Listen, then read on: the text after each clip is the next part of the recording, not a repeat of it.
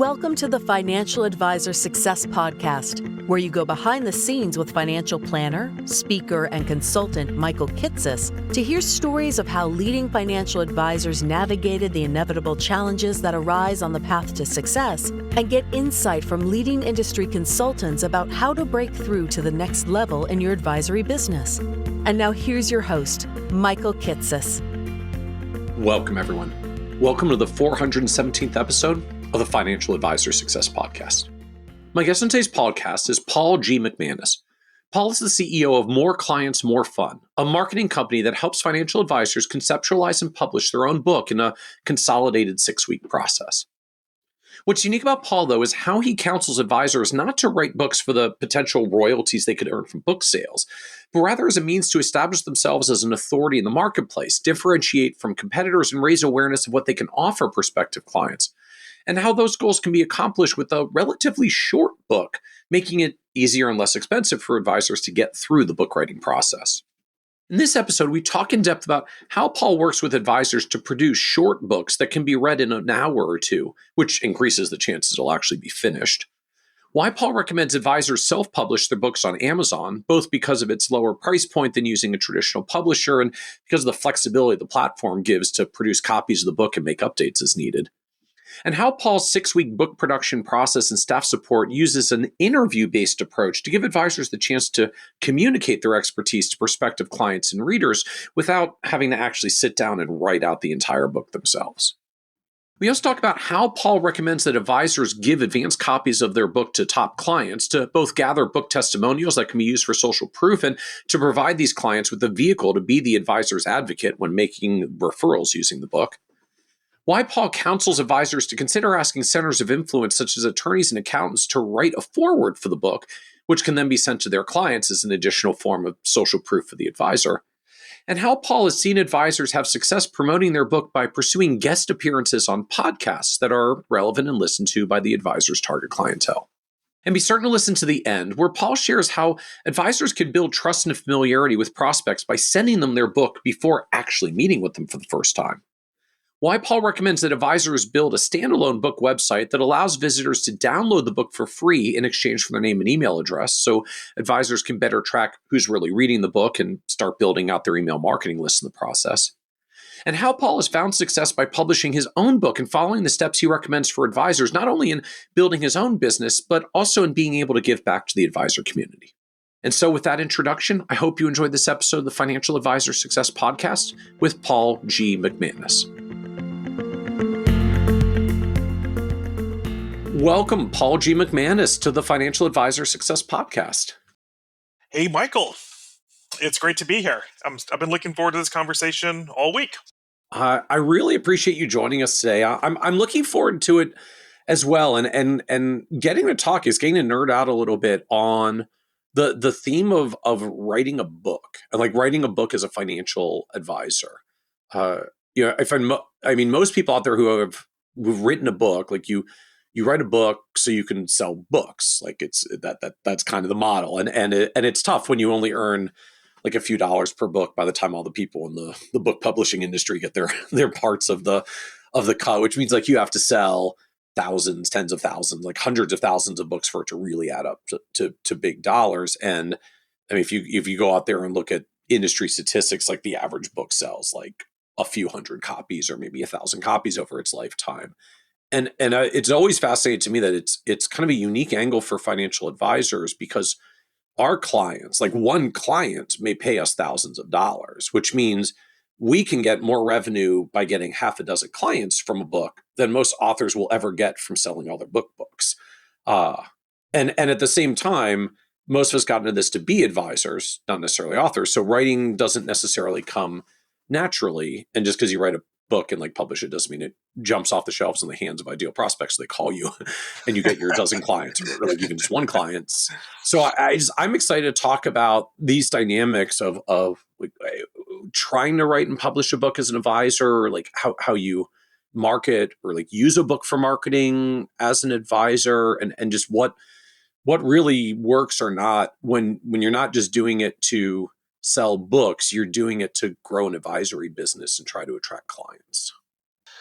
Yeah, I love the framing that you just shared, and this might sound counterintuitive, but what I tell people is that you absolutely want to become an author as an advisor, and we'll talk about the reasons that I would state for that during the course of this conversation. But the counterintuitive point is that it's not about selling books. To what you said, just to expand upon that, the average business book might sell 200 copies, and whether and most people don't do it through the traditional publishing, meaning that most people don't get paid to do this. Instead, they Right. write the book, they publish it to Amazon, and depending on how they decide to price it, they might make, I don't know, $500 in commission, or I'm sorry, in royalties. I was just checking in on one of the clients who I've recently worked with. His name is Anton Anderson, and he's written a book. We helped him write and publish called "The Art of Collaboration." And for an advisor, it's a really cool book. It's a book about how advisors and CPAs can collaborate. Imagine that, Uh-huh. to effectively serve their clients. And he's been doing great. I mean, he has a big clientele, and I was just curious, and so just really the other day I looked at the royalties on Amazon, and he has made a whopping $1,000, and that's absolutely not the motivation that, as an advisor, that you would want to have going into writing a book. I had a chance to have him on my podcast recently, and I asked him about his experience and everything, and I said, how do you plan to monetize this book, et cetera? And he's like, I plan to make millions from this. And he's a guy that already has a successful business and practice, and he already makes multi-million dollar revenue. But that's really the mindset that I want to bring to this conversation, is that aspirationally, a book should help you make, I'd say, at least $1 million. And it's, I mean, if you're even, a huge advisor, can make that much more. But for any advisor, including a sole advisor, that's aspirationally the mindset I want someone to have. And to your earlier point, it's 100%.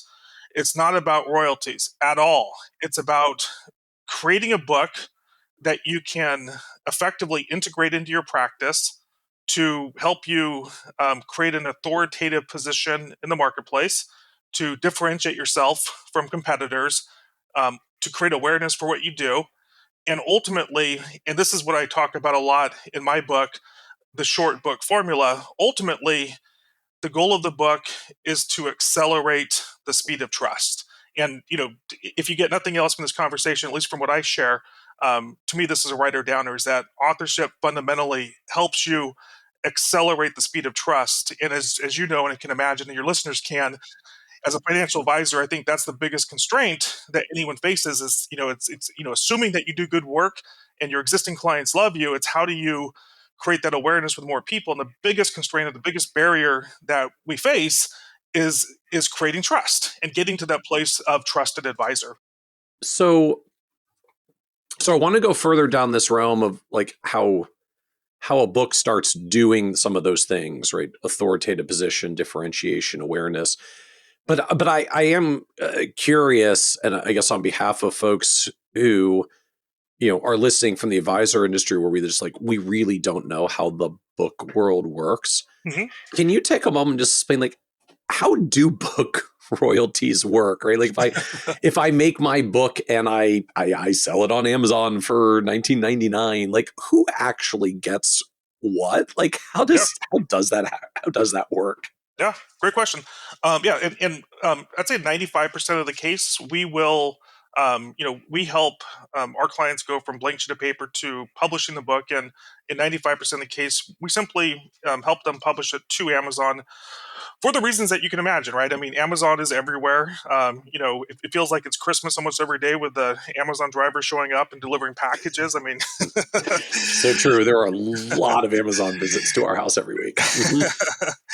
and for that reason, Amazon just really has two things that make it such an attractive platform when you publish your book. Number one, it's very simple. You can upload it there. You have control over it. No one other than Amazon is taking any share of the cut, and you can and you can literally, once it's up there, you can print the book on demand. But to your question Yeah. about royalties, so Amazon's very flexible, and in the types of books that we primarily recommended advisors write and publish following our short book formula approach. Typically, they're books that are about 12,000 to 25,000 words. The interior is black and white. And when you publish to Amazon, the minimum price that they'll allow you to do at the retail side, it varies a little bit, but generally it's around $4. Now, you have the ability to say, okay, if you were chasing royalties, you would say, okay, well, I'm going to mark it up to $9.95 or $14.95 or whatever that is. And effectively, what they do is if you decide to mark it up, and let's say it's $10, they're going to take the first four just for their cost of printing the book. The delta there of the $6, they're going to more or less split that with you. And so if you price the book at $10, you might get a $3 royalty. But back to the conversation before, is that, if the average business book sells 200 books and you multiply that, that's like, what is that, $600? It's like, yeah, I'm not in it for that. Uh-huh. I'm not in it for that at all. And so my recommendation to people generally is just price it at the bottom price. It's not about people buying. It's not about royalties. It's about your ability to print it on demand and proactively send it to anyone in the United States at a remarkably inexpensive rate. So I should think about this as, to the extent I'm doing any of my, what's my actual money on selling the book math. It's, Amazon's got some hard cost of $4 or so that they've got to recover. And then they're basically splitting the price with me above that threshold. They keep half, I keep half. But I get to decide how much above that I'm going to price it, and either, to use the economic term, explore the elasticity of demand and figure out how much can I mark it up and still get X book sales, and try to figure out that formula for my book in the marketplace. Or, as you've noted, if I really don't care about that, I can keep the price at the floor of $4, in which case Amazon recovers its hard cost and I make basically nothing. But if my goal was to get it out there for client and other opportunities, do I really care if I'm not making the $200 or $600 that I was going to make by selling a couple hundred copies of the book? Probably not, because if I get one client ever, it's going to obliterate all that book of revenue anyways. That's exactly right. And then just the one other thing I'll add to that is that Amazon is, as many people probably know, is that they also have their publishing side is called Kindle Direct Publishing. And so you can set it up that way so that so it's available on the retail side of Amazon. But you can also buy what's called author copies through their Kindle Direct Publishing side. And in that case, they'll charge you even less. And so I think for the kinds of books that, I said that'd be about $4, they'll get it down to about $250 or so. And so I tell people that, if you're doing seminars or if you do in-person stuff and you want to have, $50, $100, 200 books, whatever it is, that's probably the way to go.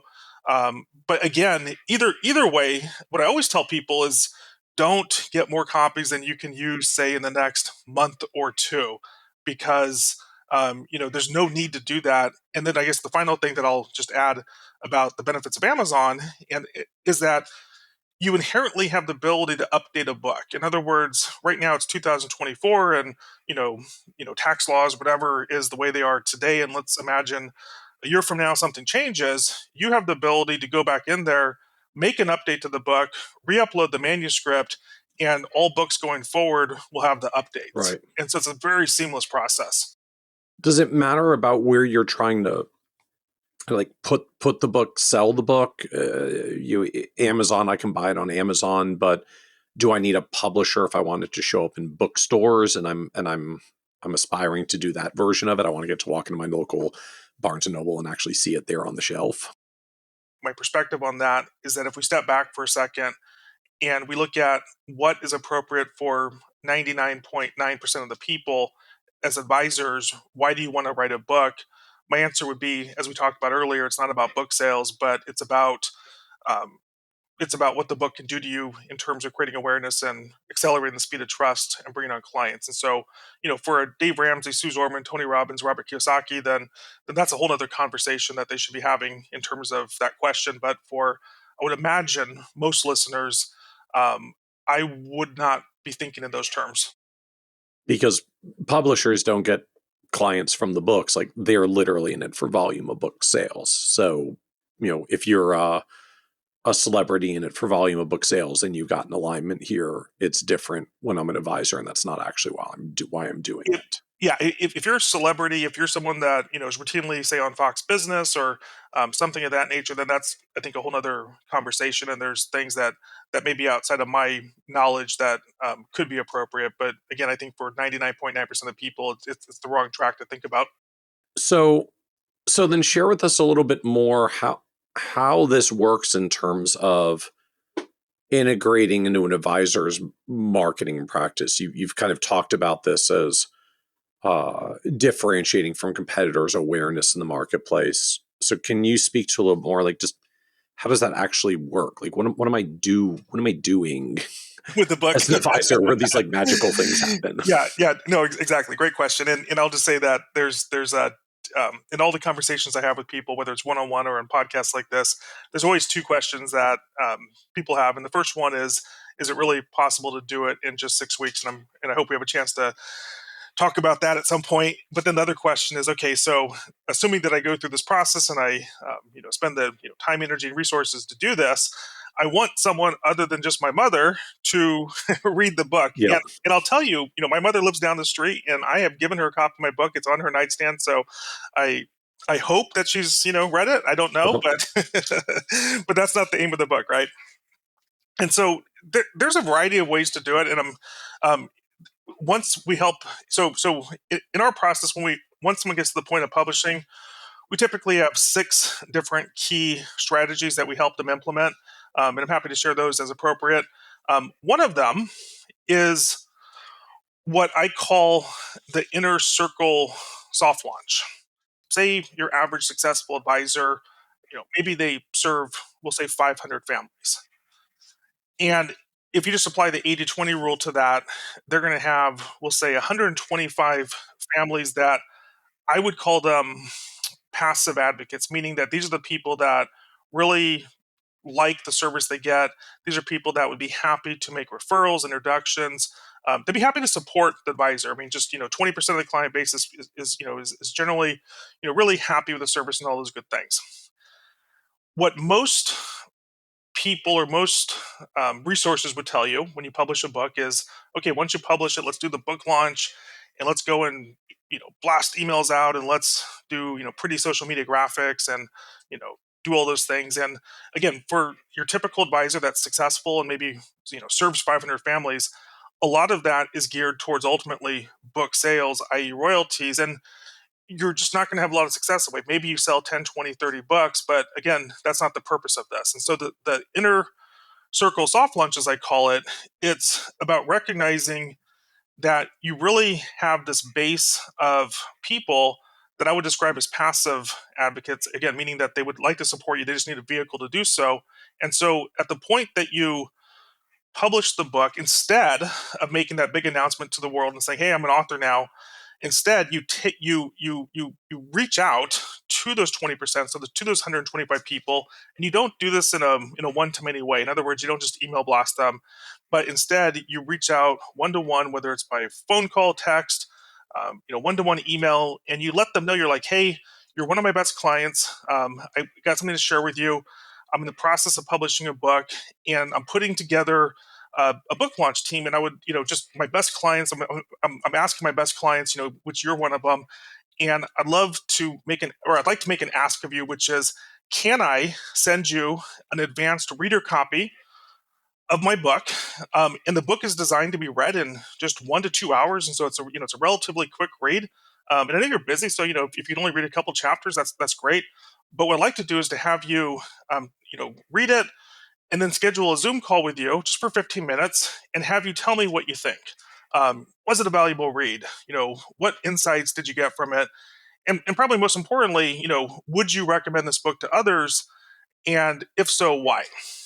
Now, this takes a bit of time and effort, right? So this is something that I tell people, you want to plan on doing this maybe over 1 to 3 months, especially if you have 125 clients. But what you're going to find invariably, I'd say 80% of those people are going to say yes. And they're going to say yes because they already support you. So these are already people that know, like, and trust you, value your service. And there's something about authorship which is unique. Is like, unlike anything else, there's a status to authorship that if you ask someone to be part of something exclusive and it's tied to something that's important, people get excited for that because it's not every day someone asks them to, to be part of this, book journey along with them. And so through that process, what happens is that you read, you send them the copy, they read the book, you set a deadline, you schedule the Zoom call, and now you spend that 15 minutes to ask them the questions, you record it. It's all private. You're not going to share this with anyone, but you ask them a couple of things as part of that process. Number one is that, we're also looking to make marketing collateral, and we might, take some testimonials and put it in the front of the book for when we actually do the public launch.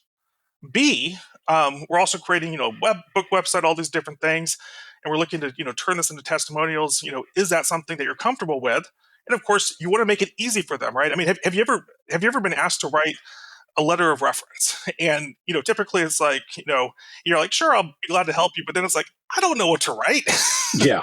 Then I'm sitting down staring at a blank page, and maybe ChatGPT will make that a little bit easier now. But no, exactly. It's changed because of that. But the fact is that most people, again, they'll say yes. They're willing to spend an hour. They're willing to do the call, and people love to give their opinions. So part of this is the psychology. People love to give their opinions. If asked to do so, and they'll come and they'll give their opinion. But you just want to make it super easy for them, super fun, and they'll give you such valuable insights. I mean, they'll share things with you that you wouldn't expect. I literally did one of these calls yesterday, and I just asked like 2 questions, and the whole 10 minutes was just praise and praise and praise. And I asked the question. Ultimately, the question and the key question is I'm trying to get this book out to the world, and I just love your advice. I mean, I'm looking to speak at organizations, churches, schools, whatever it is. What do you recommend that I do? And just like a good salesperson, you just let that sit. And you're just quiet. But what's happening in this process is that you're taking someone from what I would describe again as that passive advocate, someone that would generally like to help you, but they don't know how. To suddenly they become active, and now you've given them a vehicle, your book. And now they're excited to be associated with it. They're excited for you. They're excited to be part of this. And they're telling you what they're going to do for you. I'm going to talk to this person. I'm going to talk to that person. I'm going to introduce you to that person. Now, multiply that in this example by 125 people. What is the ripple effect of that? Right. I think it's interesting how you frame it, that, we've got a segment of clients that, like what we do, would be supporters of us to grow, i.e. referrals and the like, but just really may not know how to do that, how to say it. They're afraid to introduce people for referrals. Something's blocking them. And hey, I published a book and I've asked for their advice about how to get the book out there, and they're giving me advice and now excited to be a part of it. And that we're giving them an easy way to help share us around if they may not have been comfortable to say, well, I've got $1 million with Smith Financial Planning, so you should talk to them too, Mr. Neighbor, right? That gets hard. But you're like, my financial advisor published a book. It's pretty cool. You should check it out. Here's a copy is like a lot easier and lower stakes for people. It's a lot lower threshold, and just the magic of it. Again, just using because I literally experienced this yesterday, and it's the sequencing here, right? So you don't just start there. Hey, can you tell me 3 people that you'd like to send the book to? Instead you ask for that feedback, and this is what I literally did yesterday. And the person's like, yeah, this is great, this is great, this is great. And then you ask the question, and invariably, and not every case, but I would say in 80% of the cases, they're going to start listing out all the people that they're going to start telling about this and introducing you to. So it's no longer this. It's not even limited to the 1 or 2 people that you might think to ask for, which can still be uncomfortable. But you're just asking them for advice and support, and that's where just that power of becoming an active advocate is like none other. And so now you've done that. They're going to there's a whole flurry of activity that's going to happen. And at the same time, the other benefit of this, as I alluded to before, was that you've recorded this conversation, and with their permission, you're like, I would like to make this easy. Can I write a testimonial for you, send it to you? You can approve it, you can modify it. And let's face it, in most cases, people just approve it because, if you do a good job and it reflects what they said, then they're not going to do anything else. So you're making it easy for them. Of course, in most cases, you're going to run it through compliance.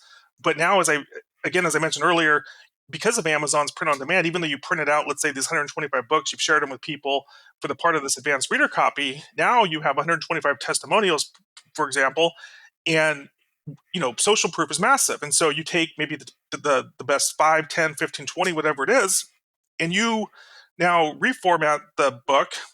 You put this in the beginning of the book for when you're ready to do your public launch. And at the same time, the remaining, 80 plus testimonials, through other marketing collateral, book websites, email Interesting. blasts, case studies, etc. Now you're set to really do an impactful public launch that it's not just you excited about, but you have this army of supporters that are like, gung ho to support you. Interesting. So help me understand then some of the other strategies. Yeah. So let's take the very next one. And so now that you have this, and I'll just use the word loosely, army of people that are supporters and that are actively engaged in wanting to see this successful, now we do the public launch. And another thing at this point, which I would recommend, is to go after becoming an Amazon best-selling author. And I can break down what that means and some of the nuances of what that means. And so, Sure.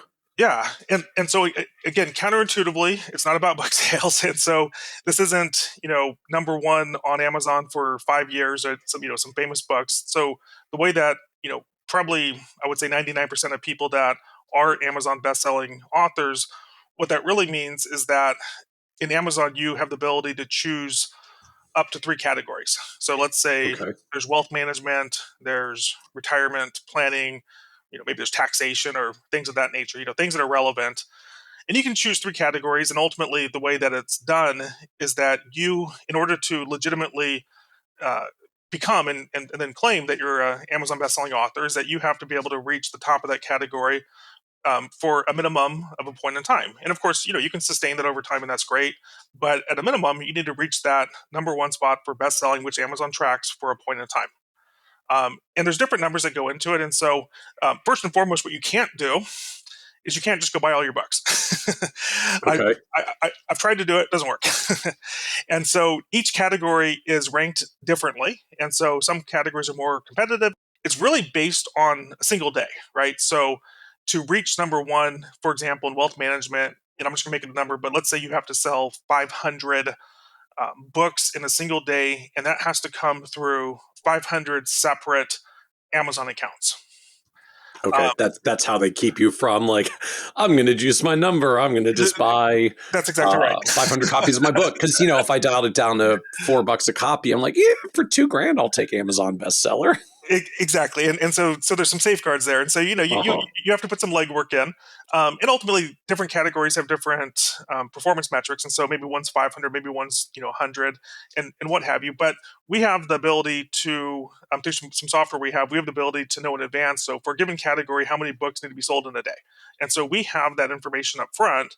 And so depending on the person, if they've done the legwork and they have this group of 125 people, as an example I shared, you know, many of those people, if not the majority, are gonna be like, sure, once you publish that, once you, do the official launch and you ask me like, hey, I'm doing this to Amazon and, I'd love to have you, get a copy. I've marked it down to this and to give me, not just buy the copy, but then give me a review on Amazon. And of course, if you've done your work correctly, you've already helped create a testimonial. So it's easy for them to take that testimonial and put it there, Yep. they can modify it, whatever it is.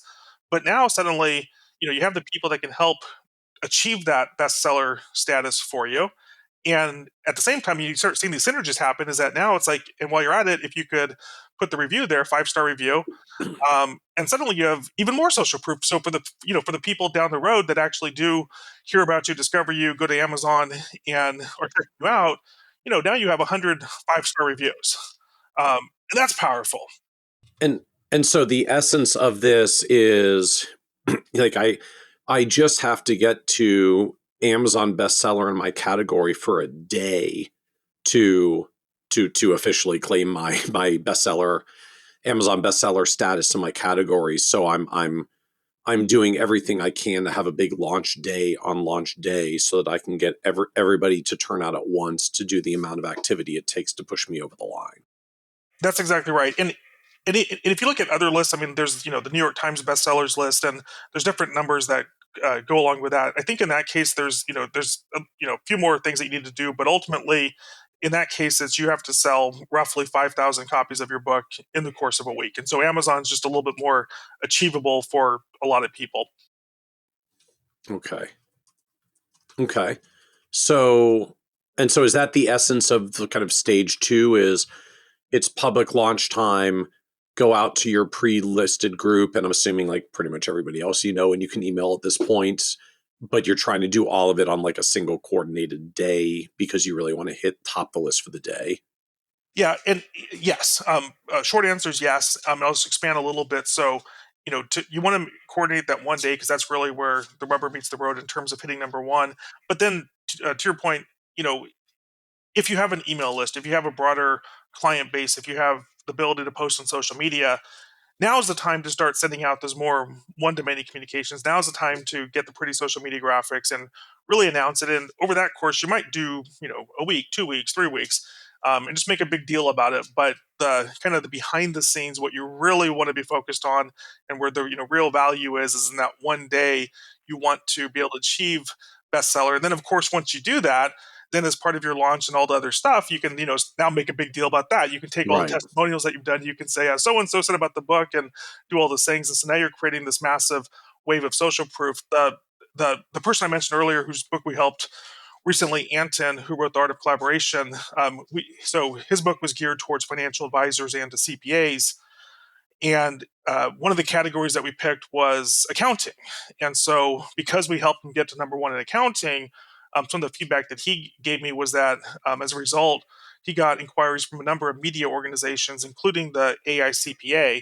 And so so there's a variety of benefits, right? There's the being able to legitimately claim best-selling author status, which then again you can go back to your book and you can splash that right on the title, or I'm sorry, on the book cover. So now all the books going forward now say best-selling author. There's an Right. opportunity to create awareness in your industry, which can lead to more opportunities. And so there's a lot of synergistic effects just from that one strategy. Interesting. But I guess per that point, it's not just, hey, we're selling it now and we're going to spend the next month like trying to promote it and get the word out. The whole I guess sort of pressure / opportunity is you're really trying to make splash day Yes. Yes. because you're trying to hit the pop. Not that you can't make the list for many days in a row, but if I spread out 300 transactions over the first 3 weeks, I'm not going to get to the list. If I get 300 of those on day one, I might actually be able to pop to the top. That's exactly right. And I've done this enough now that I learned that through trial and error. And so when we started, we thought, okay, well, we're going to do 2 weeks, and then we realized, yeah, it's really just a day that really makes the most difference in Interesting. terms of that list. And then and I have more strategies that I can share in terms of how to really create that awareness. Is now a good time to get into this? Yeah. Like what else is on our kind of ongoing list of 6 here? Yeah. So we've talked about the Inner Circle soft launch. We talked about the Amazon bestseller status.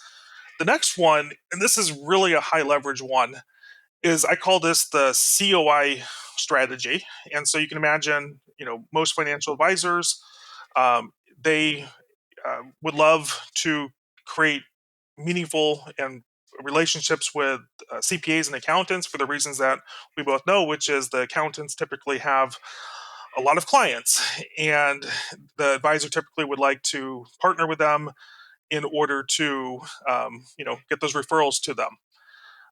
And as as we also likely know, is that the in many cases it's difficult for many advisors to create those relationships for a variety of factors, but primarily I'd say is motivation. The advisor's really gung ho. It's like, yeah, let's do this because this will be great for me. And Right. the CPA's thinking is like, I don't really need more clients. I'm already too busy, and there's a lot of referral risk here. So the book becomes a tremendous asset if you're looking to do one of two things: either create more of those COI relationships, or if you already have them, to really start to leverage them. And I'll give an example of both. And so, one of the um, approaches, imagine you have imagine an advisor, he has a few CPA relationships. Maybe they haven't really generated the results that they want, or maybe, one or two has. One of the things that I love to do at this point is to include those COIs as part of the Inner Circle soft launch. And so you can imagine if that person's already in the orbit, they participate in that, and now you're strategizing essentially to the CPA together and asking for their advice. one of the things that you might want to offer them is the ability to create a custom version of the book with a forward by the CPA. And when what happens is that when you don't even need to be a co-author per se, but when you are able to say forward by John Smith, and maybe even put that on the cover of the book, the CPA or that person suddenly takes a level of ownership of this. One, they have to agree to it, right, and they have to feel comfortable doing that. But once they do, it's like, hey, this is my book now, right? And so it helps to solidify those relationships. And just from a logistical standpoint, in that case, you don't want, because you might do this with a variety of COIs or CPAs, and you don't want to and you don't want to publish this on Amazon for just the reason that you don't want to have 10 different versions of your book on Amazon. So Well, you that's what I was kind of wondering about, like, how does this work, right? At some point, John writes a forward and Sheila writes a forward, and then Sheila's like, I was on Amazon and like there's a version right. of the book and it's not my forward. Like what happened here? So in this case, what we recommend is private printing. And so you take the same book, you create you can have multiple customized versions of the book. You're not putting it out there in the public. Instead, you're making a version that literally you just give to the CPA. And so when he's talking to his clients one to one, he has a copy of it, and as appropriate, he can say, hey, so and so, this is the financial advisory firm that we recommend. I happen to write the forward on this book. You should check it out. And so at that point, you not only have the trust of the CPA to the person in place, which is powerful, but now you have the book that can help further create trust and interest Yeah. in terms of reaching out to the advisor. I can certainly envision the power when a CPA is saying, oh yeah, we work with Smith Financial Planning, they're great. Here's a copy of their book. I actually wrote the foreword to the book. Like it's just a whole other level of endorsement and like transfer of trust if that CPA, or I guess a attorney, whoever it is, has a good relationship with their clients in the first place. That's exactly right, and that's powerful for those reasons, and it's especially for someone who's really trying to solidify that relationship with the CPA, and maybe they have it, but I think even once you have that basic relationship, one of the challenges, again, CPAs are busy people, and it's like, okay, they're willing to do it. They said they would do it, but now how do I get them to go and actually introduce me to these people, Do right? it. to do it, and so so assuming so for the advisor that already has the existing relationship and the trust already there, there's like a scaled way to do this. And I just had this happen with a client the other day, and we've been doing this now with multiple CPAs. Is that we do the same thing in the sense that we'll get the CPA to write the forward, we'll do a private print of it. But now, if there's really that trust and synergy, and the CPA's bought into, yeah, I want to promote this, and if you give me a way to do this, I'll be happy to do it.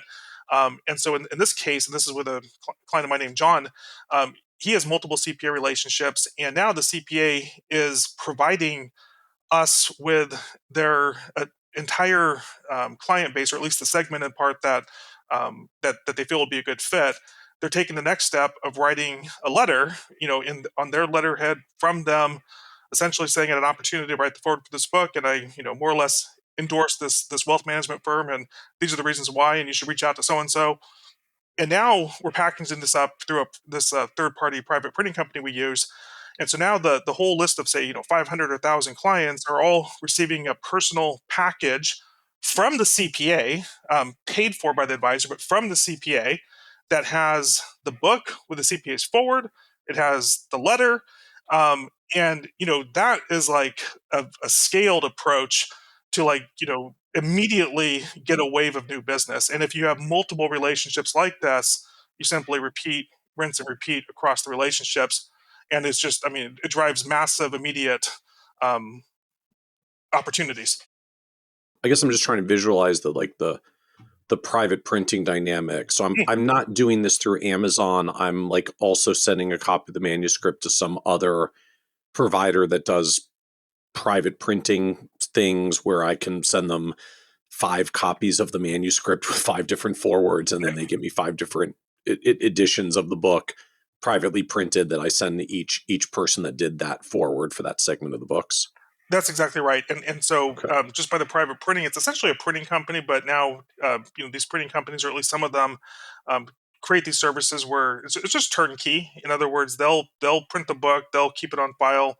It's not publicly accessible. You can have the letter; they'll even dynamically put in the names And so you can send them a big list, with 500 people, or you could even do it print on demand. And so you can say, hey, as I get these things in, I want you to send the book. And so the whole thing's just packaged up really nicely, so that, there's not a lot of things that the advisor, the And, CPA needs to do.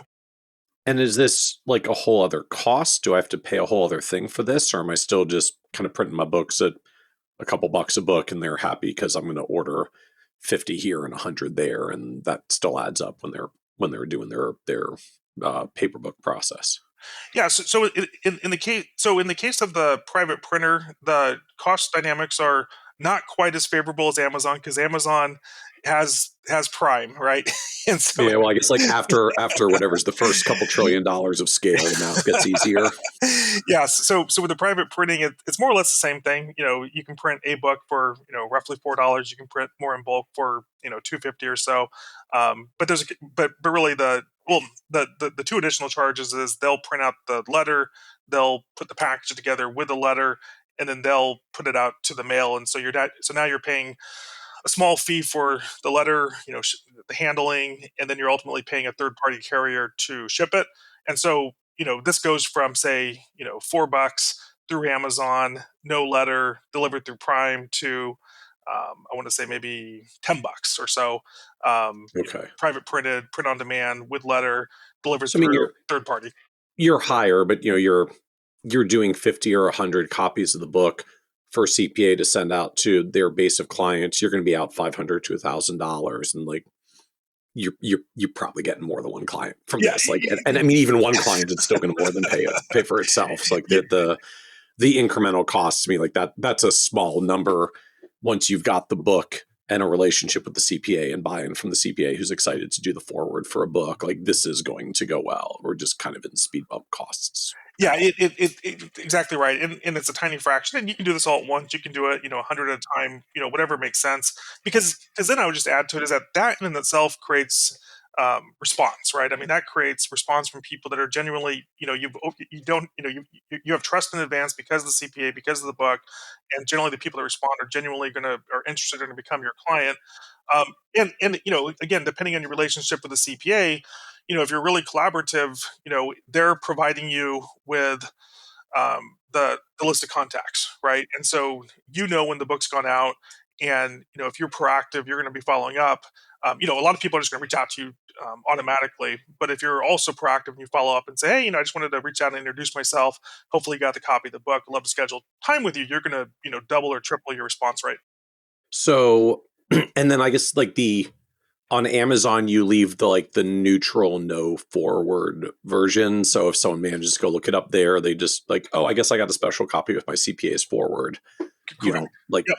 you don't have someone else's forward where it gets weird. Yeah, yeah.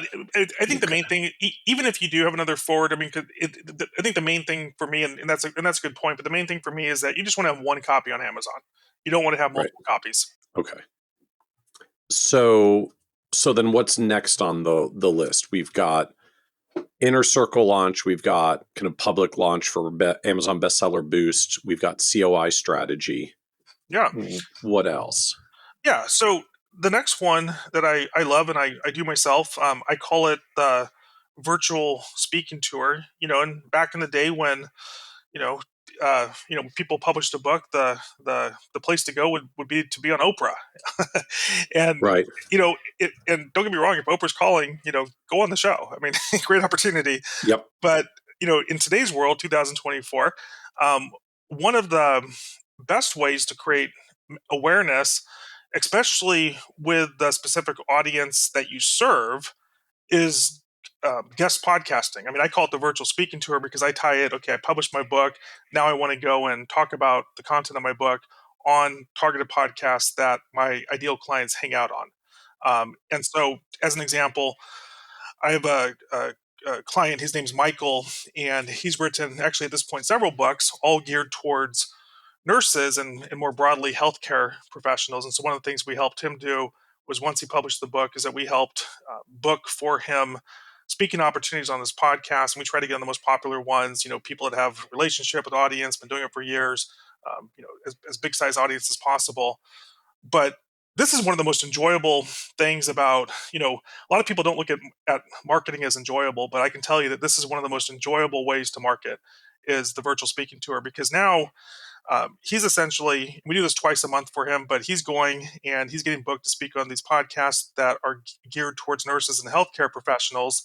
And, usually they're about 30 minutes or so, but they bring him on because of the book and the message, and they just ask him thoughtful questions, and he's able to share the message. And just again, it acts almost as a one to many referral, and it's not because the host is explicitly endorsing him, but because the host is bringing on people that can add value, and they want it to be educational and beneficial for the audience.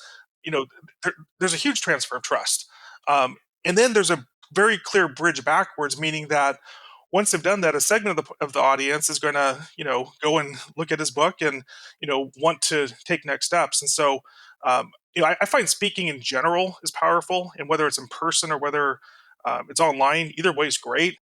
So what do I do when I get? I mean, is the idea I'm getting on the guest podcast and I can get onto it because I'm an author and that's the credibility, and I'm just kind of literally talking about myself, what I do, the ideas in my book, or is this like, am I still in the trying to get the book out there? So like I go on a podcast because I want to do a giveaway for all your podcast listeners, or I'm trying to sell them a copy of the book, like I'm raffling a copy of the book. Like how do I Yeah.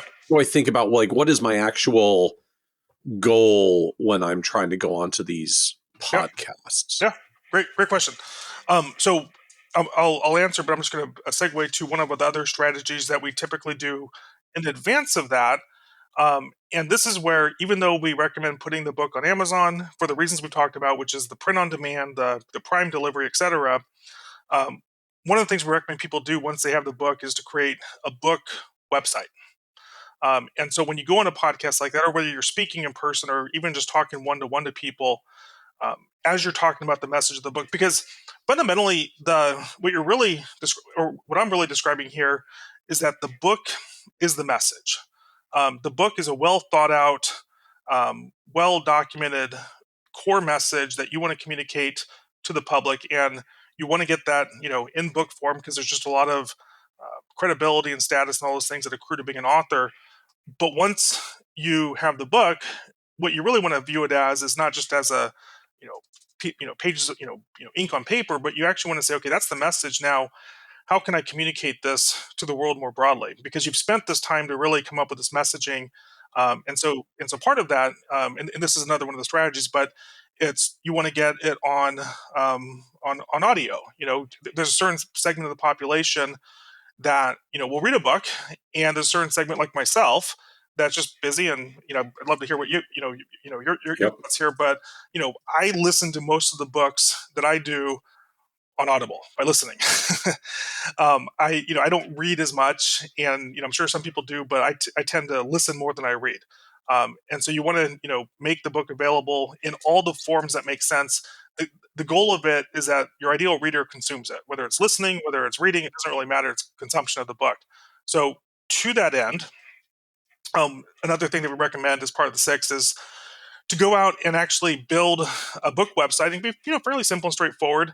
But the thing about that is that you don't just want to have it there and free, and people come there and you don't track who they are. Instead, you want to have it gated, meaning that you can tell people, okay, go to my website, get a complimentary copy of my book, and if you've done the audio book, you can say, get a complimentary copy of my audio book. But in exchange, what you're getting is their name and email address. And that allows for the follow-up, right? Systematic drip campaign follow-up that then Okay.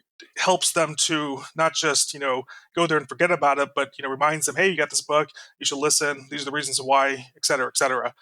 That's a lot different from getting it. So back to the podcast now, it's a lot different from saying, hey, go buy my book on Amazon, because maybe you get 5, 10, 15, 20 people buying the book, but you have no idea who they are. And so again, royalties don't matter. So if you got $5 in royalties or $10 in royalties, who cares?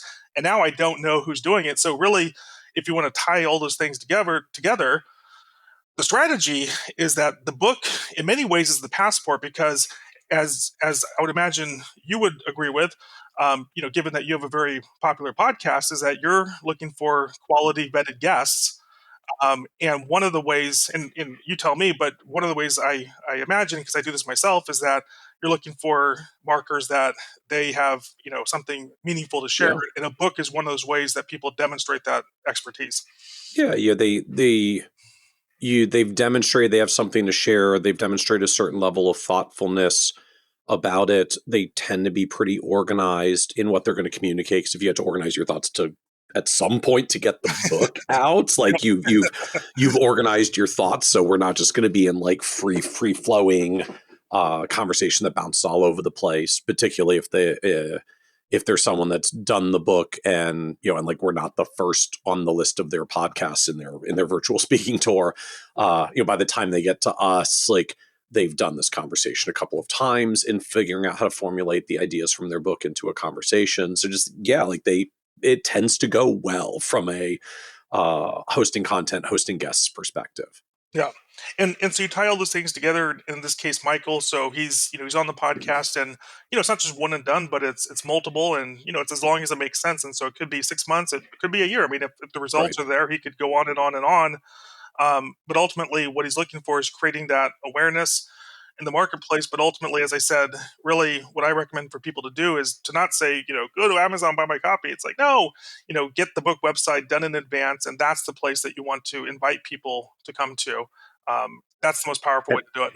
And I'm going to like drop ship order a copy of the book to them, or is the idea they're going to sign up with an email list? I'm going to send them an electronic version of an electronic copy of it.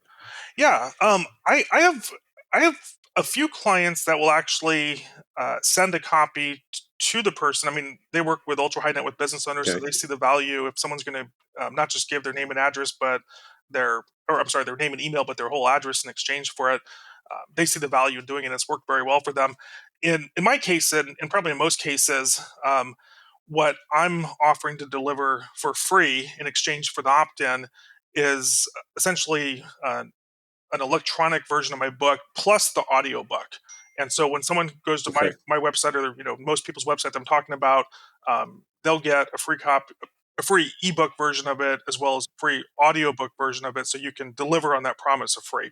Now, a handful of people are going to be like, okay, that's great, I'm going to still go to Amazon, and they can, but I would always recommend directing people to your website and giving them that free option, because really what you want is for them to take action, and B, you want them, you want to know who's coming to you. Well, and I mean, I guess the irony from that end, right? If they go to Amazon and buy it, like I make a few dollars, and I don't know who they are. For a lot of folks that actually try to do like list building, email list building, I mean, you can spend many dollars per email address just Yep. like literally trying to build your email list. So I'm foregoing $4 of book sales to get your email address of a book you actually want to get from me is like a really good marketing ROI. Well, and it's not even $4, because as we established, it's like the first $4. Well, yeah, that's going to Amazon. I'm not getting that anyways. I'm, And I'm going to make uh, nothing. I already did my book sales from Amazon bestseller list. So I don't need the book volume going through Amazon at this point. Getting people I can talk to becomes the most meaningful. I've been working with financial advisors in this kind of marketing capacity since 2016, and during that time, I've worked with close to 500 financial advisors. And one of the things I saw early on, because I used to focus on helping financial advisors use LinkedIn to generate leads and appointments. That was like the one of the services that I did, and I still do to some degree. But I really moved away from it for the most part, because what I discovered at that point is that, I thought going into it that, hey, if we get an appointment for a financial advisor and we book it and it's on their calendar, I mean, we've done our job and this is going to be great. Mm-hmm. And what I discovered over time is that with these online appointments, is that you might get, it's hard getting booked, and you can do it, but then there's a drop off and show up, but then there's a huge drop off in terms of actual conversion. And the reason for that, at least in my experience, what I observed is that there's no trust built. Is that people can Right. be curious, and if you have a good offer online and say we can do X, Y, Z, assuming it's compliance approved and all that good stuff, people will schedule a call to some degree. But when you're dealing with a decision, that's so important to people, their finances, there's a lot of trust that needs to be built in advance for that to be a profitable endeavor. While, online is great and it has its place, if you're just responding to an ad and now you're being sold to on a call, it just has an abysmal, it has an abysmal conversion rate. Whereas if you take the time to establish trust in advance and then have a call, it's the complete opposite. I mean, it's someone's listened to you on virtual speaking tour, listening to a podcast, they read your book, and they show up. That's an 80% conversion. The other one is like a 5 to 10% conversion. So, and why am I doing this with a book website as opposed to just like putting the book on my website with some banner that says you can get a copy of my book if you give me your email address? Yeah, I think it's the same idea behind a landing page. I mean, you can. And for some clients, they'll have their main website and they'll have the banner because, so much traffic will go there naturally. Hmm. But I think especially when you're doing more of speaking, especially when you're talking about the content of the book, Okay. you don't want to confuse people, right? A busy mind doesn't take action. And just like the logic behind a landing page, which is, essentially there's one thing you want them to do, which is to opt in. You just want to have a really clear path where it's like, go, talk about the book, go to my book website, get a free copy of my book, and just make that bridge and that path just super simple. So for folks that want to see what this looks like, I think you said like you literally do this with your book, your material. So where can people go if they want to see what this looks like, what this experience is like? Yes, I practice what I preach. That's good. That's good. Everything that I've described, I do myself, and so I'm able to validate these things through the experience of my clients as well as my own experience. And I'm a constant learner, so I adjust and I make things better all the time. But everything that I'm talking about, I practice what I preach. So I appreciate the question, and where to go is my book is called The Short Book Formula. And if you go to www.theshortbookformula.com, you'll see exactly what I'm talking about. You go there, you opt in, you get complimentary access to an ebook, to an audiobook, and that's the same type of site that we recommend clients do for themselves. And typically, it's bookurl.com, right? And so it's just a very clean, it matches the book, very simple way to direct people to learn more about you. So for folks who are listening, just this is episode 417. So if you are driving or running or in a place where you can't write that down, just kitsis.com/417 is this episode of the podcast, and we'll have a link out to the website in the to Paul's website in the show notes if you want to kind of click through and see more what that looks like. And the reason I bring it up is that doing the audiobook is one of the 6 things that we recommend people look to do once they publish their book. And it's interesting in today's age, and I'd love to get your take on this. Back in the day, there was 2 ways to do it. One is you narrate the book yourself, which has its pros. I mean, people get to know you better, establish a relationship, and then some people either because they're busy or just don't feel comfortable doing it, they'd hire a voice actor to do it, and that those are the 2 traditional ways. What's fascinating to me now is just the emergence of AI. And I will say, I mean, I know a few folks who have done this actually in the audiobook context, because it's the end of the day, some of us are comfortable to kind of voice narrate, do a longer thing because it's the length of a book, and Yeah. and try to bring some dynamism and energy to our voice, and others like that just really not our gift on this earth. And so they were using AI tools just to do that, like clone my voice so it's in my style, but do the book because I just really don't want to read through it and have to do that well. It's a But they chore. liked the idea that like people will hear their voice so that when they meet someone as a prospect, like it's meeting the voice is familiar, Yeah. because they've heard it. That's exactly right. And I've geeked out on this for a while now. And the cool thing is that the technology is consistently getting better and better and better. One of the reasons I think authorship is so powerful, and I said it earlier, which is that fundamentally it helps to accelerate the speed of trust. And I've been excited to have this conversation with you this past week or so because just from what I've observed, and and I don't think this is exaggeration at all, but you have achieved what I would call authoritative positioning in the marketplace. I mean, for every person I ask, I tell them it's like, I'm going to be a Michael Kitts. Oh, I know him.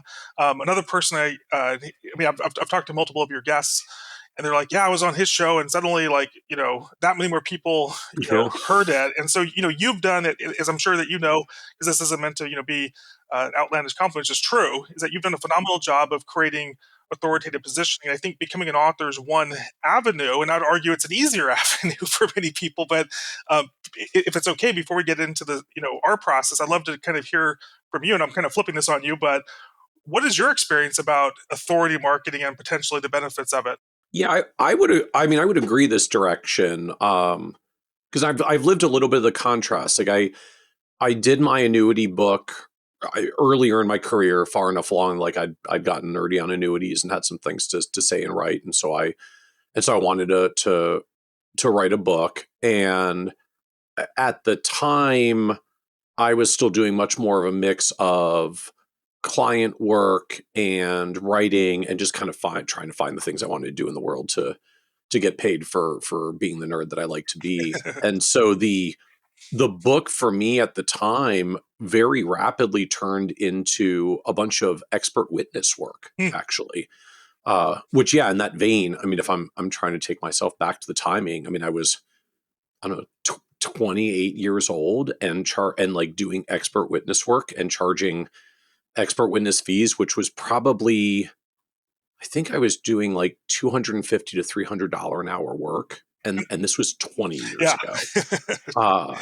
So I don't That know was a lot quite of what money that 20 is. years ago. Yeah, I mean, I don't know quite what that is. Inflation adjusted, but Yeah, like it's like, four to $500 an yeah, hour as a 27, 28 year old. it's amazing. And I'm like, how am I getting this? And attorneys were inbound to me from all over the country. It was like, because they were finding the book, like they were trying to look up people who could, uh, who could be credible experts on the stand and actually knew their stuff. And they're like, you wrote the Advisor's Guide to Annuities. So like, if I'm the attorney representing my clients as the plaintiff against an advisor who did a bad thing, and I'm trying to figure out who can be an expert witness to explain that the advisor did a bad thing with this annuity, who better than to literally hire the author of the Advisor's Guide to Annuities Exactly.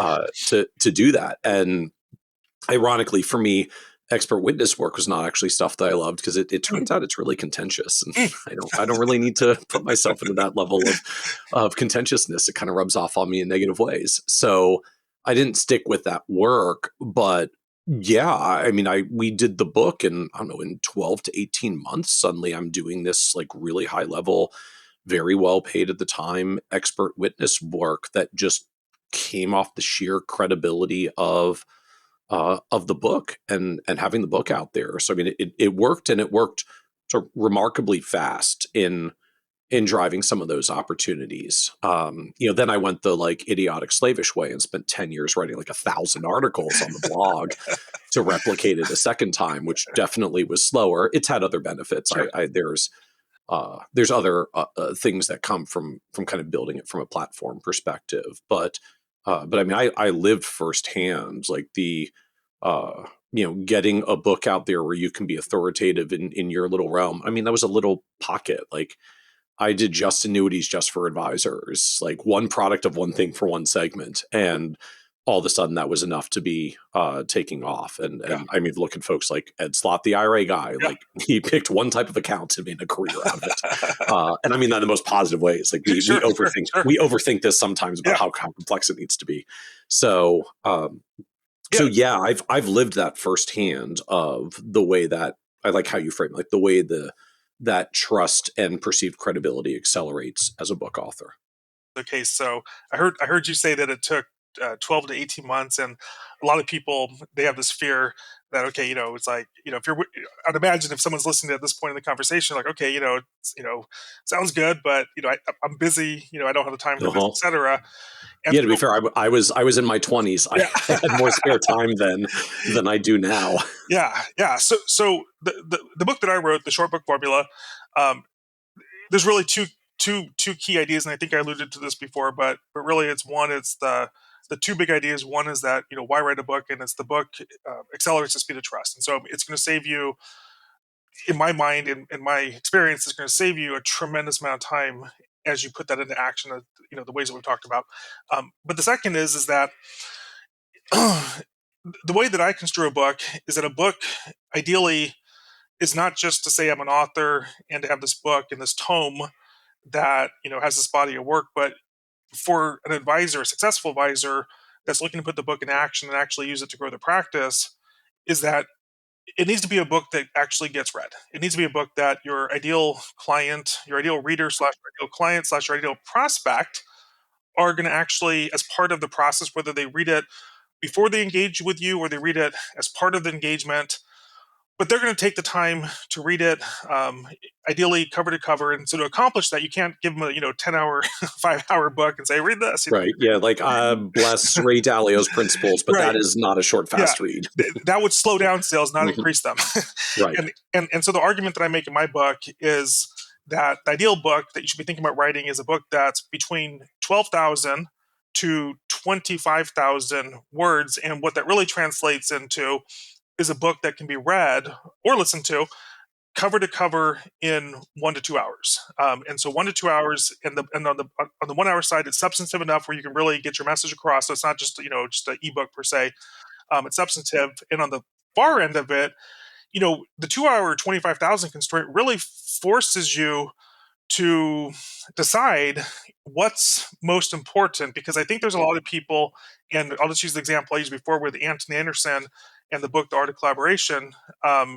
He's been doing this for 10 years. He's been teaching and training advisors and CPAs how to do this for a long time. He had a co-author on it, Paul Latham, and he's been doing this for even longer. And so the constraint wasn't like, do you have enough to say? It's, what's the message, and can we tell this in a compelling way to a person within that constraint of 25,000 words? And so all that to be said is that you, in my mind, you don't have to go on sabbatical, rent the cabin in the woods, get the scarf, smoke the cigar, and a year later come back and say, everyone, here it is. I've written the book.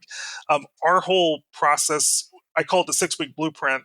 And so in as little as 6 weeks, we help busy, successful advisors go from essentially a blank sheet of paper to published author in that little as 6 weeks. So I want to come back in a moment to like literally understand what is the 6-week process? Like, how does that work? What does it look like? But just trying to visualize a little more for folks. When we live in a writing world, we're pretty familiar with what word counts mean and like how to visualize word counts. For those of us that don't, like, how long is 12,000 to 25,000 words? Like how many pages is that book? Yeah. Like, Yeah. what is that? Yeah. So there's something called trim size, which is just a fancy way to say, how many inches, the book is. And so there's a couple standard ones. You have 5.5 by 8.5 or 6 by 9. And so the trim size that you pick, will help determine the thickness of the book, so to speak. But in general, the actual printed book is generally about 100 pages, up to maybe 160 pages, somewhere in Okay. there. But the cool thing is, and I literally have this experience myself, is that I'll go to trade shows and speak, and I'll give out a physical copy of my book, and when someone comes back to me and schedules a call, what they'll invariably tell me is that, yeah, I read it on the plane ride home. Okay. And that's precisely what we want. That's your goal. That's the goal, is that it's not, because at other times I'll receive like a really big, thick book from someone. I'm like, wow, you're probably pretty smart. And then I'll immediately get intimidated. I'll put it aside. I'll put it on my bookshelf, and I won't even read a page because I'm just too intimidated to open it. And so all that, not that any of us are like channeling this discussion as we're hearing it now. and so all that wisdom, right? I mean, the person that writes a long book, we're going to assume that they have a lot of wisdom to share, which is fantastic. But that opens the opportunity to create multiple books, right? I mean, the beauty of what I call the short book formula is that for anyone writing that first book, typically is it's a big deal, right? And it should be. But once you kind of get the bug and you see how it works and the benefits that accrue to it, then it's like, okay, well, you want to, each book should have an ideal reader in mind. And I think what you said in your example was perfect, is that the book that you wrote a few decades ago, I mean, there was like a really narrow niche audience for that book. Yep. And it did tremendous things for your career. And so, when people come and say to us, okay, well, help us to, think through this book, the first, one of the first questions is, who's your ideal reader? Who do you want to read this book? And oftentimes that should correlate with your ideal client, but it really gets people to focus in on who that ideal reader is, what their pain points are, their desires, ultimately the transformation that you help them achieve. But the more clarity you have in doing it, the more effective you're going to be with your book, the easier it's going to be to write the book. And when you have that constraint, suddenly it's like, okay, this is actually achievable. So now walk us through a little bit more, like, okay, so how does this actually work in 6 weeks? Yeah. So the core of our process that we take people through is it's based around the idea that your typical advisor is someone who is has experience. I mean, this could be 5 years experience, it could be 20 years, 30 years, but they have experience. They have enough interaction. They know what they do. Oftentimes they'll have a CFP and maybe they'll have other designations. Doesn't really matter, but they have a basis of knowledge. I think really the key thing that they have in common is that they're naturally good at leading and influencing people. And one of the reasons that we love working with advisors is because, I mean, this just really describes most successful advisors when they're having these relationships. Right. They're good at talking, and so I guess what I'm trying to say is that they're naturally good at talking, telling stories, taking complex concepts and using examples, analogies, and stories to make them relatable to a person who doesn't have that type of knowledge. They're naturally persuasive. And so, what we've found works the best, whether or not they consider themselves a writer, and most don't, is that we take them through 6 1-hour Zoom sessions. And we Mm, have a book coach. In our company, and our coaches work exclusively with financial advisors, and so we just have a structured process that takes them through 6 1-hour Zoom calls where we're essentially having them talk out the content of their book. And as part of that process, what we do is that's on Zoom so they can do it from their office. They don't have to travel. And we use a really cool technology, which you may have heard of, and they're just cropping up all over the place now. But we use one called Otter.ai. And it's one oh, of yeah, yeah, yeah. it's one of those note taking things that now I see more and more advisors using. Yeah. But the magical thing about it is that the calls we do are recorded, and it will capture word for word the entire conversation, all of the Right. content. But most importantly, it's the authors, it's the advisors' ideas, their stories, their examples, the way that they communicate, and all those things. Because at the end of the day, there's you know there's reputation risk, and so when you write a book and put your name out there, it needs to be a good product. It needs to be something that you're really super proud of, that you believe represents your voice and makes you look good in the marketplace. And so the whole process is designed around getting them to talk out their concepts through active coaching, but ultimately it's a book that represents their ideas in their voice. So help me understand a little bit further, like what happens in these 6 1-hour Zoom Yeah, sessions, like how it goes or what you ask. sure. Yeah. And just to add to that, the reason that 6 weeks is just because we've decided to time space them so that they're an hour a week.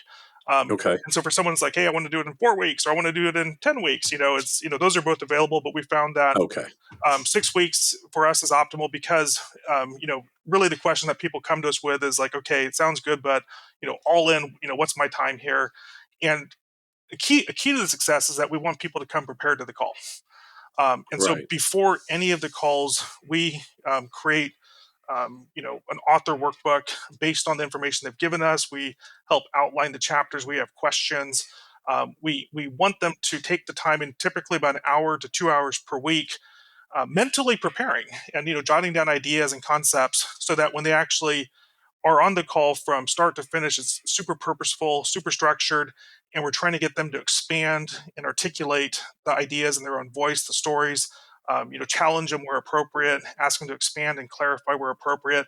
But throughout that whole process, we're collecting, I'd say, northward of 50,000 plus words of just really rich content. And so then, additionally, on our team, we have a professional writer who's tasked with going through all that. And now, during that process, they create for the advisor first the first draft. And I say that intentionally because even the best first draft is about 70% the way there. You don't get to I don't perfection, or really polished product in Right. one try. So then, as part of the process, we give them the first draft, we have them read it, and then we spend 2 to 3 sessions as part of the six or so to get their feedback. What'd you like? What do you want to expand upon? Take away all those good things. But at the end of the process, we should get to a point where, like, my goodness, that's me, and that sounds like me. That those are my ideas, and if anything, it's a more polished version of the of the way that I would normally say them. Yeah. So it sounds like there's some, I was say pre-work. I don't mean that like a negative worky way, We, but just like, so we, there's some pre-work, we call it like there's an homework. workbook I do in advance to try to start framing some of this up so you Yep. know what to ask me in the Yeah, interviews. yeah. So from the very beginning, someone signs up with us. We send them what we call a fast track assignment, and that's we tell them up front, before they sign up with us, because we want to really set expectations clearly. All in, you're about 2 to 3 hours per week. It includes about 1 to 2 hours, and we'll use the word homework, because we want people to to appreciate that there is work that they have to do. The call itself is an hour, and so before the very first call, we'll give them an assignment which really helps them to get clear and clarity on the book. And so some people come to us and they have an idea of what the book is, and other people they're not sure, and both are fine.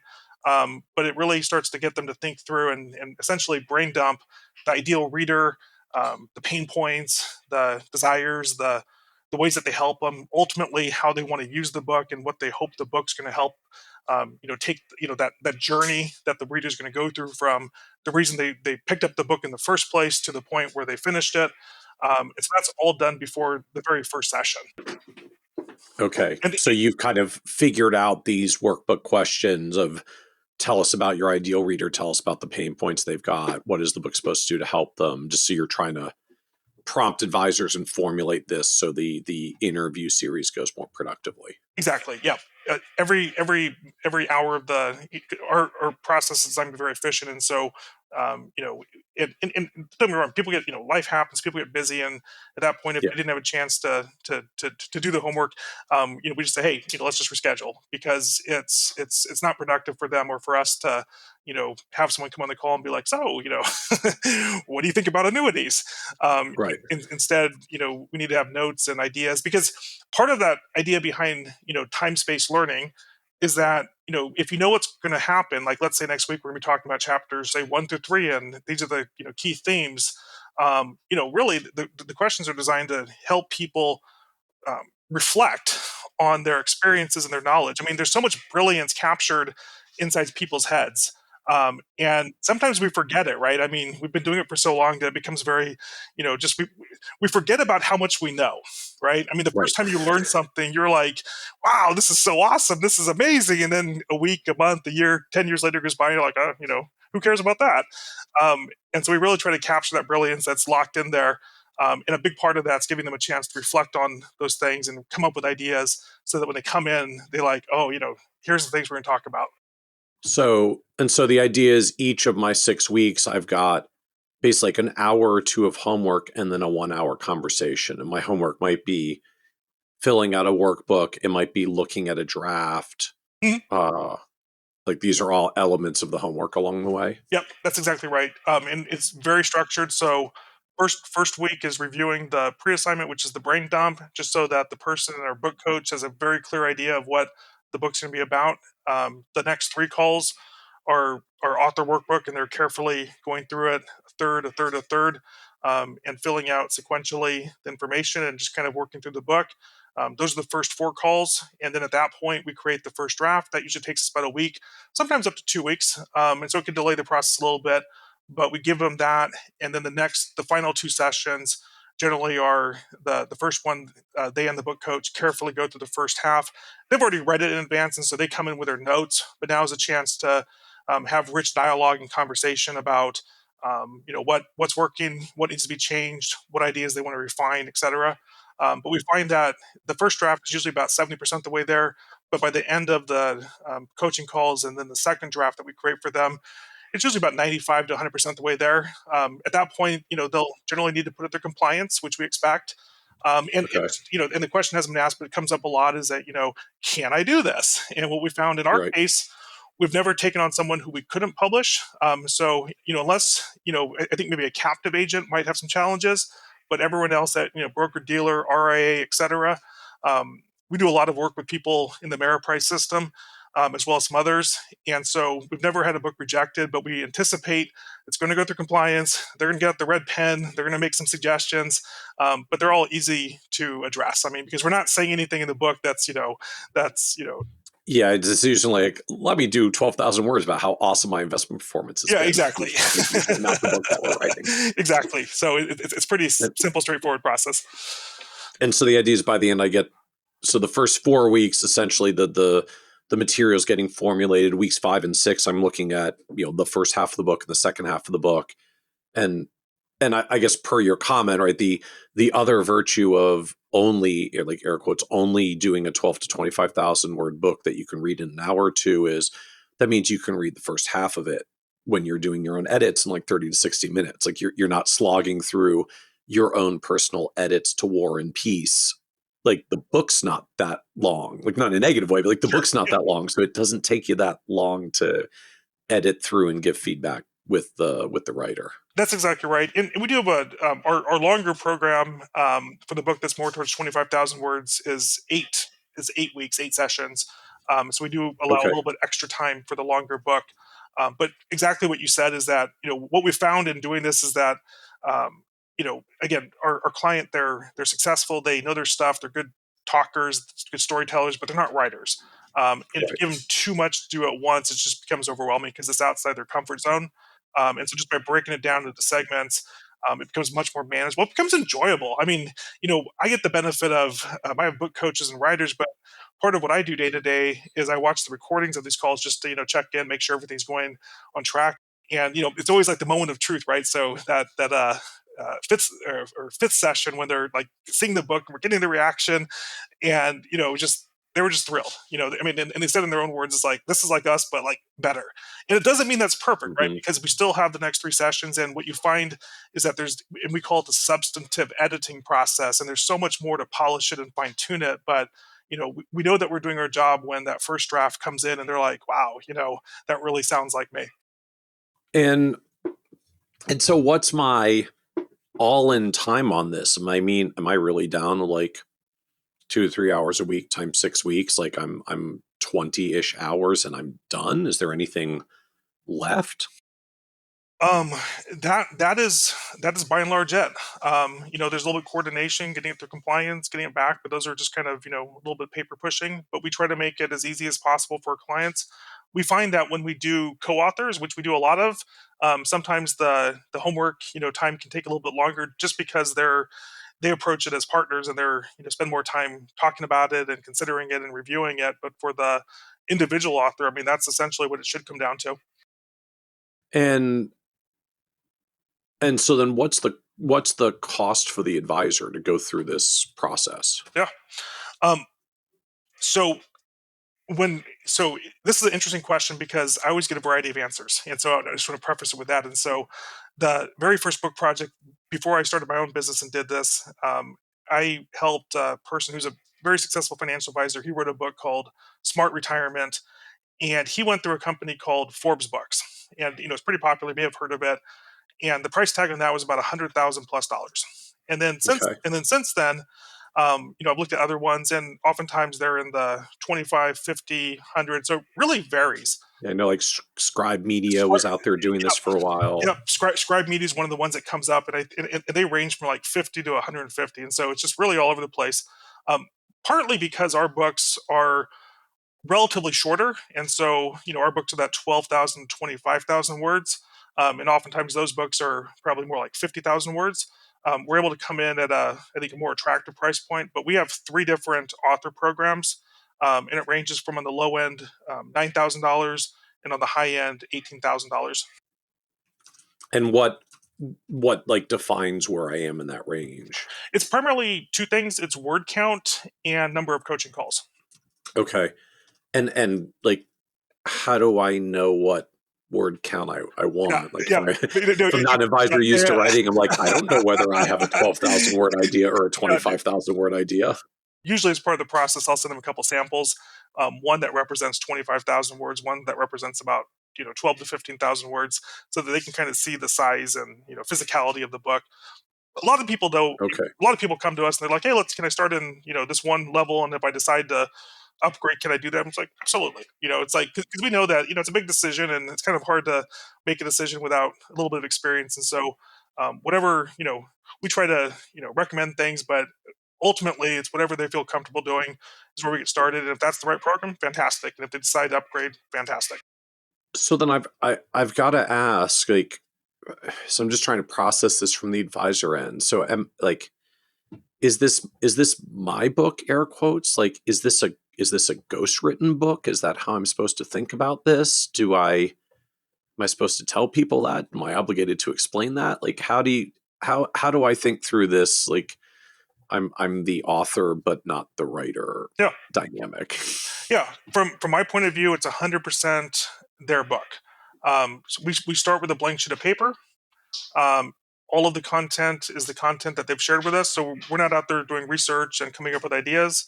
It's 100% the ideas that were communicated through the homework assignments, through the coaching calls. And so the final product is something that when they look at, they should be very adamant. They're like, "This is my book," because even though they were assisted in the process, it really is their book in the sense that it represents them. It's their voice, their ideas, and then part of the maybe question is ownership, and they retain 100% control. Our job is essentially done at the point that we help them publish the book, but the relationship that they have between themselves and Amazon is strictly between them. We don't take any um, you know any anything. I think it's interesting the way you frame it. Like, it's 100% the advisor stuff because you're not doing the research or coming up with the ideas. You're taking you their spoken explanation of the things in the book and writing it down for them and editing it maybe so it Yeah, flows a little yeah. bit better I mean, than a free flowing conversation. yeah. I mean, at best, I mean, it's like, at one level, it's like editorial support, right? It's like, but instead Yeah. of having to have them, write it down and type it, we're just having them talk it out. So what surprised you the most about the path of like trying to build a business doing this for advisors? You've been at it for a while now. I think for me, it was just really discovering the right fit for the service. And so when I started, so I've worked pretty much exclusively with financial advisors and professionals. I'll explain in a second over the past um, 9 years or so. And when I started, I worked a little bit more with, I want to say, insurance based agents Okay. or focused agents. And then I've also worked with CPAs that do advanced tax planning and things of that nature. Okay. And I've worked with a number of financial advisors. Currently, what we're really, and so we can work with all of them, but currently, what I really see as a sweet spot is I think really more the wealth manager, financial advisor, really someone that does it more holistically. It is not just trying to create a lead magnet to push a product. I think Yeah. I've done those books, right? I'm good at doing those books, but I don't think that's a sweet spot. So oftentimes people will come like and they'll be like, okay, I want to sell IUL, Yeah. and and oftentimes they don't have as the experience or what. Oh, this was your point earlier.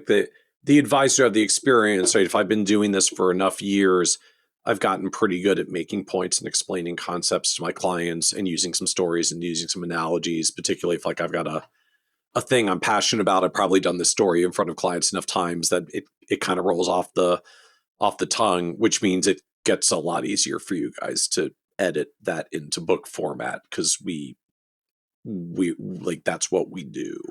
That's exactly right. And so a lot of the people that we're working with now, really a lot of them are doing behavior based financial advice and, talking about values and more holistic planning. And I'll share a quick thing. I just chose myself a new advisor as a result, just in the past, I want to say 3 months or so. And this was a person who he was at a trade show that I was at. He was interested in the book. He came to me. He shared the concept of the book, and I was just intrigued. I'm like, as much as I work with advisors and close to 500 at this point, and I've heard of different ideas, I was just like, wow, that's like really smart. And he took the opportunity to say, hey, if you want to, have a call, we can do that. I'm like, okay. And usually I'm like super hesitant about doing these things, right? But I was just so intrigued by it. And, just behind the scenes, I like listened into the calls that he was doing and I just got completely sold. And so like, I've gone, one more example that I'll share, if I may briefly, is, Yeah, please. there's a lot of different things that we've talked about. when it comes to creating awareness for the book. We talked about the Inner Circle soft launch, the virtual speaking tour, the COI strategy. Those are all fantastic. But a very easy one and a low hanging fruit one is just to really take the book and integrate it into what you're already doing. So, imagine there's two advisors. They both have the same, experience, the same, CFPs and other credentials. Maybe give similar advice. Maybe they even work for the same company. And when a person goes to one of them, they can have a great meeting and say, "Wow, this makes sense," and maybe I'll move forward, but I want to think about it. But in the other case, if the book is used as a tool and maybe sent to the person in advance, and they have the chance to read the book before the meeting, it's a completely different dynamic because trust has been built in advance, assuming that the person resonated with ideas. And now it's a completely different conversation. I mean, they're, the quote unquote prospects now thinking, I wonder if this guy will take me on, and I wonder if there's a minimum, and I wonder if I'm Uh-huh. going to work with him or if I'm going to work with an associate advisor. So it's just the most ideal place to be, in my opinion. I mean, I didn't get into sales because I'm a natural salesperson, but I do sales every day, and I do it. And what I love about what I do is I've fully embraced what I call, and we talked about the authority marketing approach, which is show your establish your expertise through a book or a podcast or what have you, and then get your message out there so that by the time people come to you and show up on your office or your Zoom room, they're already predisposed to wanting to work with you. That's where, to me, it's so enjoyable to do what I do. So what was the low point for you on this journey? I shared a little bit of this before, but just when I was doing the one service where we're helping, um, aside from authorship, and we're just helping people at that time use LinkedIn to generate leads and appointments. I went into that thinking, this is fantastic. I'm fulfilling my job. I'm going to, become rich and all these different things. And then over, the course of a couple of years, just seeing I really describe it as abysmal conversion rate. And just again, because trust was not part of the equation. And so that was the Mm. low point. It's just like, what's wrong here? What's going on? And really the bright spot from there was to to discover the power of authorship and just kind of really dial in. Okay, the biggest constraint that advisors face, and just probably professionals in general face when it comes to these, building these relationships where you become the trusted advisor and people are willing to engage with you, listen to you, and follow your advice, is that trust is really the currency. And so what is the best way to establish trust and create trust? And there's different ways. I mean, I think having your own podcast as you do is a fantastic way. It takes a lot of work. I think ironically, the easier way, which is counterintuitive, what we've talked about, is actually becoming an author. Following the short book formula approach is actually one of the fastest, easiest ways to establish trust. So what else do you know now you wish you could go back and tell you like 10 years ago when you were starting down this journey? I think it's when just you align your ideal fit clients with your what you're really good at and what you're passionate Mm. about. It creates, I think, a very enjoyable business. And like in myself, I love reading and learning about, you know, marketing, but more specifically about, things that have to do with authority based marketing and influence more broadly. And so I'm just in this really lucky place right now where I've been able to write my book. And I've written multiple books, but I've been able to do that. And just, I love going on podcasts like this one and talking about it. I love the people that find their way to my doorstep. At this point, we're really growing, and I'm building out, a bigger and bigger team as we get more and more demand for our services. And so I think at this point, sometimes I just need to pinch myself and be like, is this really all happening? And so I guess maybe to answer the question, knowing what I know now, I would have written my book sooner. I think I would have I wish I had known about authority based marketing sooner. And then at that point, I would have written my book sooner, and I would have gotten to where I'm at today 2 or 3 years sooner. So any other advice you would give just advisors who are thinking about going this path of writing a book and maybe I don't know, have trepidation or are still just trying to figure out is this for me? Is this Yep. actually my thing?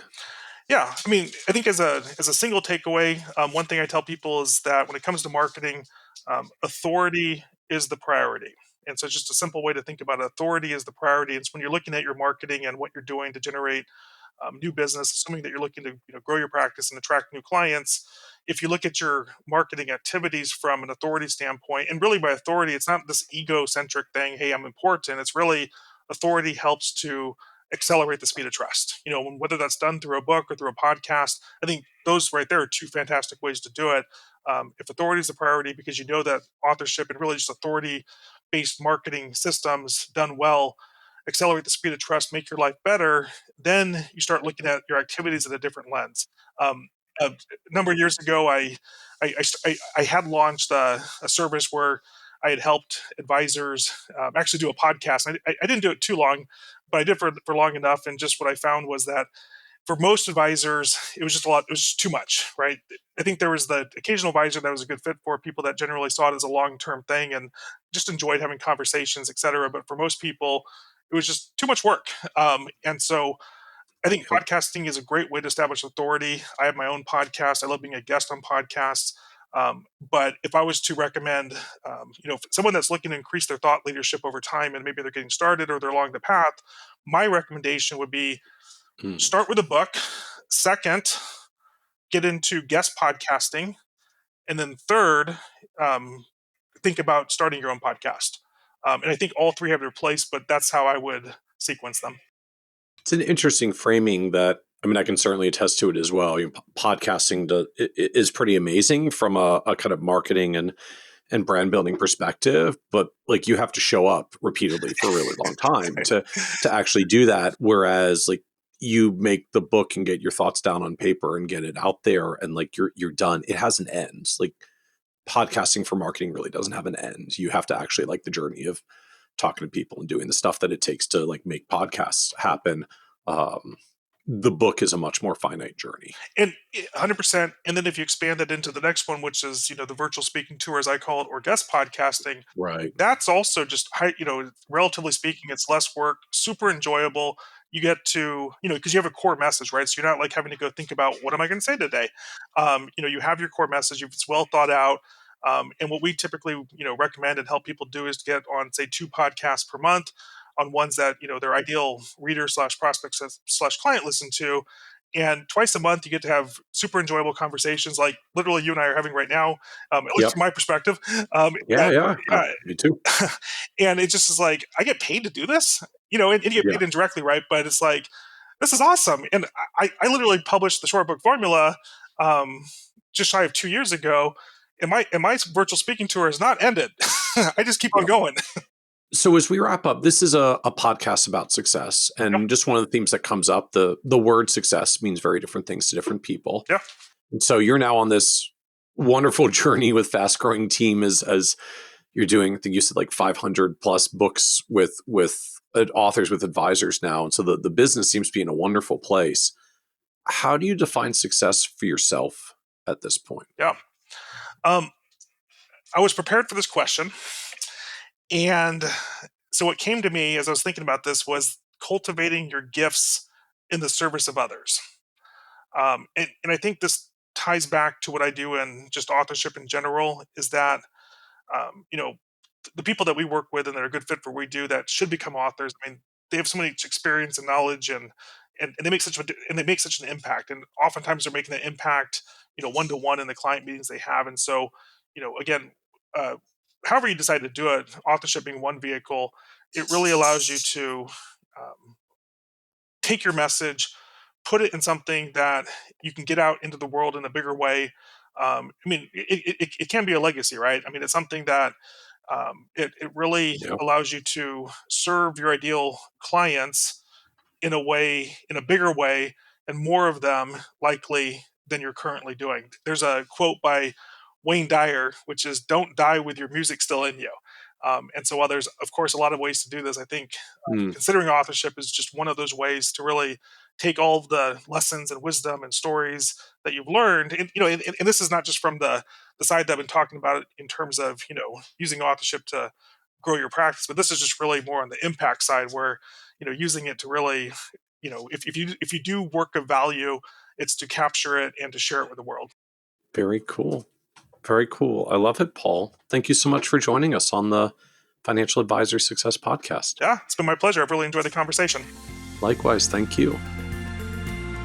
Want even more ideas, tools, and resources on how to break through to the next level of success as a financial advisor?